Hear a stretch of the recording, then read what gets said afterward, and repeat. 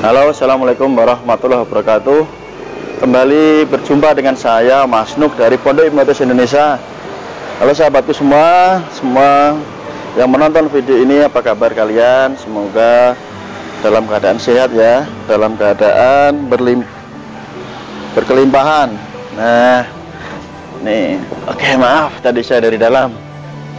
Oke teman-teman, sahabatku, di video ini saya akan memberikan tips bagaimana sih cara menambah daya ingat atau agar ingatan kita ini tajam dan kuat begitu.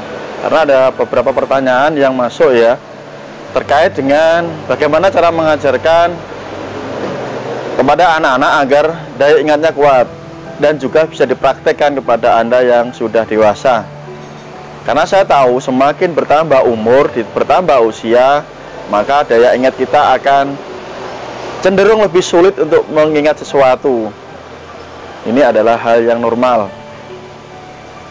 Tentu saja yang diajarkan waktu kita masih sekolah atau masih anak-anak adalah seringnya kita diajarkan untuk mengingat atau menghafal. Contohnya adalah bagaimana kita diajarkan menghafal rumus-rumus. Misalkan dalam pelajaran matematika kan begitu teman-teman. Nah,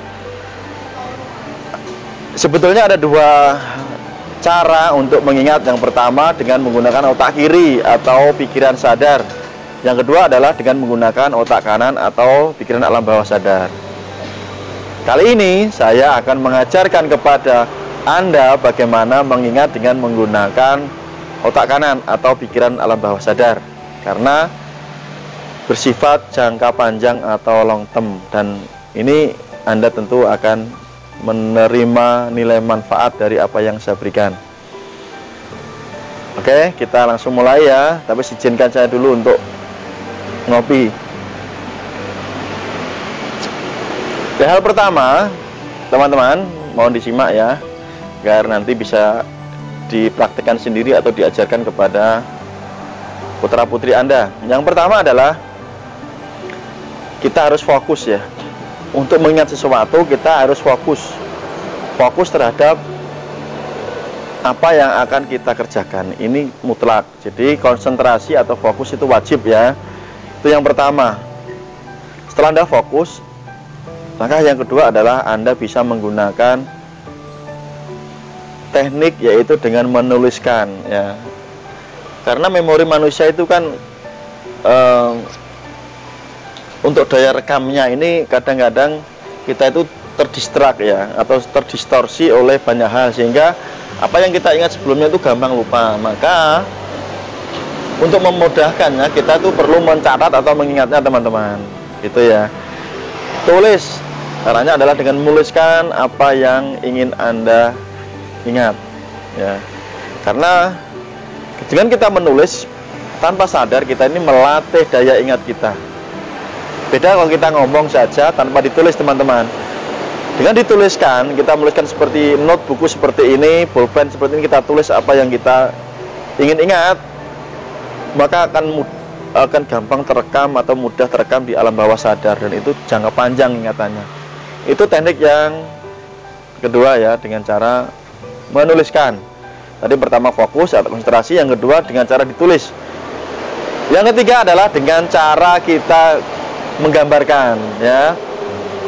Menggambarkan bagaimana contohnya. Misalkan kita mengingat sebuah angka kan dari kecil, angka 2 identik dengan gambar adalah bebek kan begitu waktu kecil.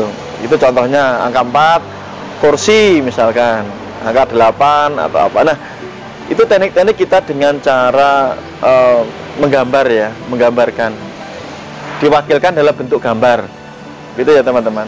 Itu teknik yang kedua. Dan teknik yang ketiga adalah kita membuat yang namanya pemetaan. Pemetaan itu artinya kita membuat pola. Bahasa gampangnya yang mudah-mudahan Anda itu cepat mengerti adalah dengan membuat pohon ini ya, pohon memetika. Maksudnya bagaimana? Misalkan dalam tulisan ya, kita membuat kertas kosong seperti ini, kita tulis nih seperti membuat alur atau bagan ya. Anggap saja ini sebuah pohon, ada ya kan, ada sebuah pohon seperti ini. Kita buat cabang-cabangnya, ranting-rantingnya. Pokok masalahnya apa sih yang ingin kita ingat? Nah, kita bisa sub-sub di dahan dan ranting-rantingnya. Itu juga sangat membantu sekali untuk membuat daya ingat kita, ya, membuat alur, membuat peta seperti itu.